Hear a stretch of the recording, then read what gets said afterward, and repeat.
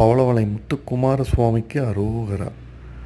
குருவாய் வருவாய் அருள்வாய் குகனே, மறுவாய் மலராய் மணியாய் ஒளியாய், கருவாய் உயிராய் கதியாய் விதியாய், குருவாய் வருவாய் அருள்வாய் குகனே.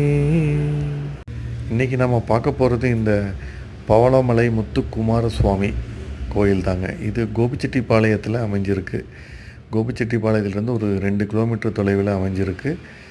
இந்த கோயிலுக்கு வாரம் செவ்வாய்க்கிழமை அபிஷேகம் மற்றும் கோபூஜை மற்றும் திரிசதை இந்த 3 நிகழ்ச்சியும் சிறப்பாக நடக்குதுங்க.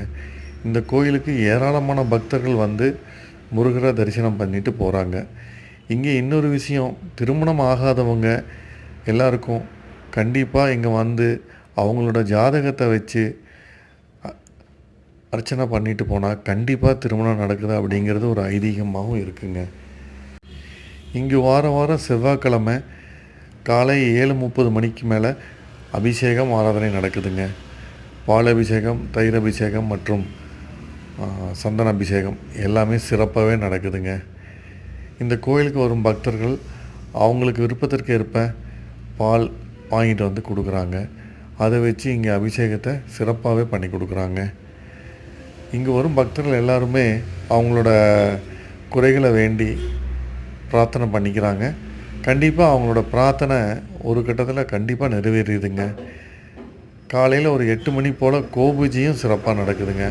கோபூஜையில் அனைத்து தாய்மார்களும் கோமாதாவுக்கு பொட்டெல்லாம் வச்சு பூவெல்லாம் வச்சு, அதுக்கப்புறம் பார்த்திங்கன்னா குருக்கள் வந்து இதுக்கு வந்து தீபாராதனை காமிச்சு மந்திரங்கள்லாம் சொல்லி ஒரு நல்ல ஒரு தரிசனம், நமக்கு தரிசனம் கிடைக்குதுங்க.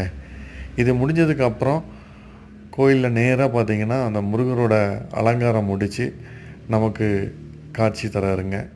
முத்துக்குமார சுவாமியாக காட்சி தராரு. இது முடிஞ்சதுக்கப்புறம் அன்னப்பிரசாதமும் வழங்குறாங்க. திருசதை ஹோமமும் நடக்குதுங்க. கண்டிப்பாக தவறாமல் வந்து கலந்துக்குங்க.